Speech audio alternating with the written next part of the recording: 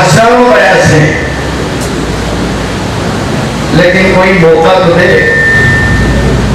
मैं ही रहूं, स्टेज पे मैं रहूं, हजरत अमीर शरीफ किला दामन बरकातुहू के पास भी मैं रहूं, सीएम के पास भी मैं रहूं, बदशे तो मोदी के साथ भी मैं रहूं,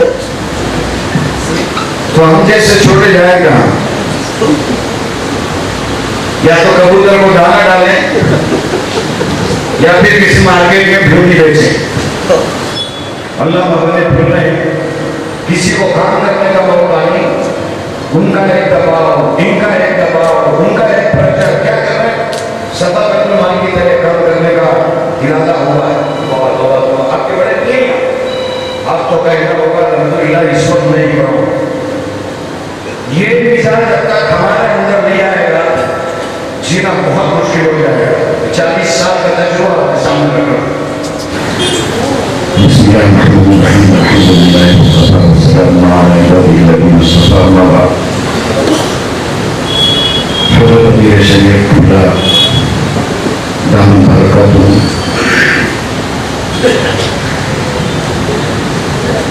मौलाना शाकिर साहब ने तो हिम्मत कर ली, मैं इसीलिए अपने आप को बचाता हूँ कि कहीं कोई ऐसी बात या ऐसा जुमला न निकल जाए तो जिसकी वजह से शहर के ठेकेदार या इस निस्बत को बेचने वाले कहीं नाराज न हो जाए। खैर, मैं आंध्रा के तमाम उलमा इकराम को मुबारकबाद देना चाहूँगा। आंध्रा की तमाम तंजीमों को मुबारकबाद देना चाहूँगा कि उन्होंने मौलाना रियाज अहमद साहब रशादी को काम करने का मौका दिया। अल्लाह करे कि मेरी ये बात हज़रत अमीर शरीयत किला दामन बरकातुहू की जूती और बैठकर माज़िरत चाहते हुए उन तक पहुंचना चाहता हूँ जिन तक ये बात पहुंच जाए। जिस माहौल में, जिस शहर में हम जी रहे हैं, कई मैदान में उलमा बरादरी है, मिली तंजीमें हैं, सियासी क़ियादत है, कोई एक मैदान बताइए जिसमें आपको जीने का या जिलाने का कोई हौसला मिलता हो। हमारा दायित्व होता है बार बार एक शेर कई जगह पढ़ दिया। मैं तो अक्सर कहा करता हूँ, इन दिनों पागलपन का दौरा पड़ता है मुझ पर, इसलिए मुझे मत बुलाइए, मैंने माज़िरत चाहिए भी। खुदा बंदा ये तेरे सादा दिल बंदे किधर जाए, खुदा बंदा ये तेरे सादा दिल बंदे किधर जाए कि दुर्वेशी भी आई जा रही है, सुल्तानी भी आई जा रही है। कहाँ जाए, यह कौम जाएगी कहाँ? और मुनाफिकीन की तादाद हद से बढ़कर है, मुनाफिकीन की तादाद हद से बढ़कर है, कमी सफों में है लब्बैक कहने वालों की। ये जो जिस माहौल में हम जी रहे हैं और हमारा शहर, हमारी रियासत कर्नाटक, ऐसा नहीं कि रियासत कर्नाटक में कोई प्रयास नहीं है।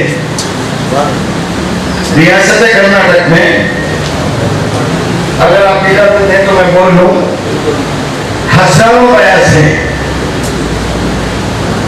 लेकिन कोई मौका तो दे। मैं ही रहूं, स्टेज पे मैं रहूं, हजरत अमीर शरीफ किला दामन बरकातुहू के पास भी मैं रहूं, सीएम के पास भी मैं रहूं, बदशे तो मोदी के साथ भी मैं रहूं, तो हम जैसे छोटे जाए कहां?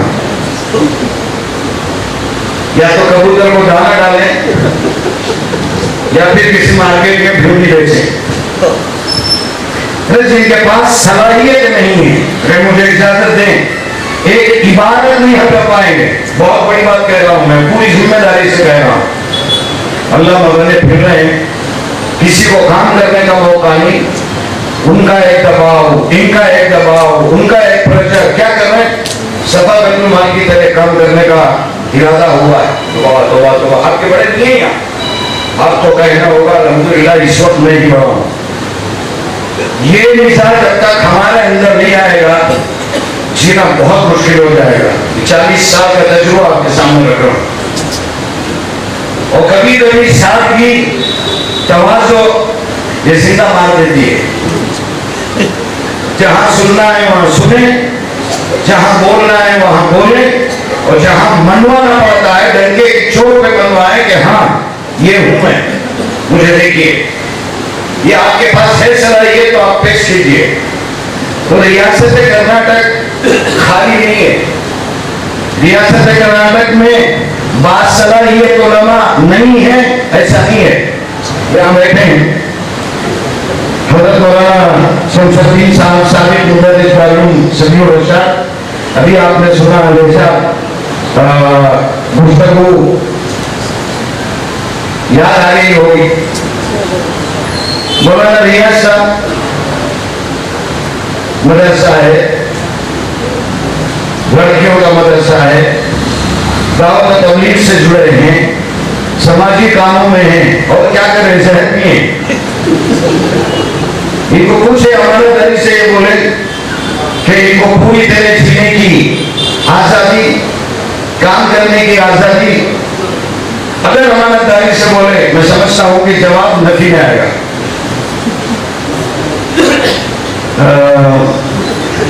खैर खातून हुसैन को बोलने की सीना है। हज़रत मौलाना मुफ्ती रफीक साहब है, देखिए आप हशियाम है शाहुल्लाह। मैं मौलाना को हमेशा बोलता था मदरसे में बड़े उस्ताद से लेकर काम करने वाला, मौलवी साहब एक बयान में मुझे बताया था शाहुल्लाह। मैंने उस इजलास में असद से कहा, चांद बेचने वाला भी मौलवी साहब, अटोटर भी मौलवी साहब, गोल रोटी वाला भी मौलवी साहब। अरे आप बोल कर दीजिए कि बड़े हजरत बुलाए, मोहतरम साहब बुलाए, सदरुल इरशाद से निस्बत है ना, कहीं मेरे अंदर बोलने का शरीर हमेशा शायद असर नहीं कर पाया। आज की मौलवी शादी है क्यों? बड़ा हजरत, बड़े हजरत को बड़े हजरत बोलना चिकन शाही बेचना पड़ा। मैं जो बोलना चाह रहा हूँ शायद समझ गए, जितने समझ पाएंगे लगाए वही समझ पाएंगे। उसके लिए जिगर चाहिए ये बोलने के लिए। और मेरे मादरे इल्मी यहाँ की जो तहजीब है,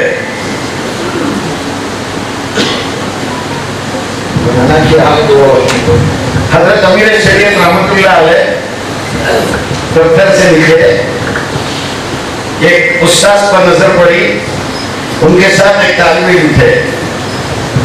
हजरत ने आवाज दी और तालिब इल्म साथ आए,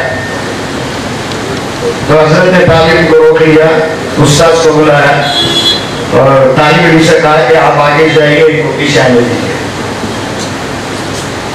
समझ रहे हम क्या मतलब है इसका? आप कितने ही बड़े हो जाएं, उस्ताद हैं आपके, साथ साथ चल रहे बाबा, आप पीछे रहिए, कम से कम 3 कदम पीछे रहिए। ये सिर्फ ये मेरे मादरे इल्मी की शान है, इसी का तशख्खुस है, ये मादरे इल्मी की तरबियत का नतीजा है। सबील रशाद जिंदाबाद, सबील रशाद जिंदाबाद, अमीर शरीयत जिंदाबाद, नारे तकबीर, अल्लाहू अकबर, नारे तकबीर। रशादी का हमेशा बड़े हजरत बोलने के लिए जिगर चाहिए ना, सबील रशाद पर बोलने के उसके लिए भी सबील रशाद जिंदाबाद, अमीर शरीयत जिंदाबाद, बड़े हजरत जिंदाबाद। छोटे जाने दीजिए, दाएं तरफ से पूरा हुआ जिंदाबाद सलाम बना। खैर बाएं तरफ आपकी आप पर ही छोड़ता हूँ मैं ये अर्ज कर रहा था, दावत से जुड़े हैं हज कैंप के पहले दिन से आखिरी दिन तक, पहली फ्लाइट से आखिरी फ्लाइट तक, क्या ये काम नहीं है? पूरी रियासत बुलाती है। इनका नाम ही कुछ है, मेरे जहन से निकल गया है। लब्बैक लेंगे नहीं, लब्बैक हजरत, लब्बैक हजरत।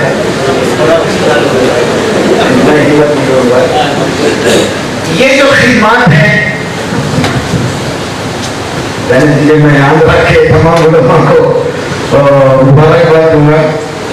मौलाना रियाज साहब को उन्होंने काम करने का मौका दिया।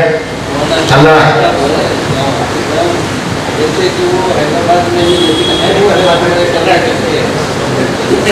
ये तो और बड़ा मसला है मौलाना। इसका मतलब है हमारी अपनी जमीन, मैं हज़रत अमीर के खिदला रहमत बरकातहू से वाकई हतम भी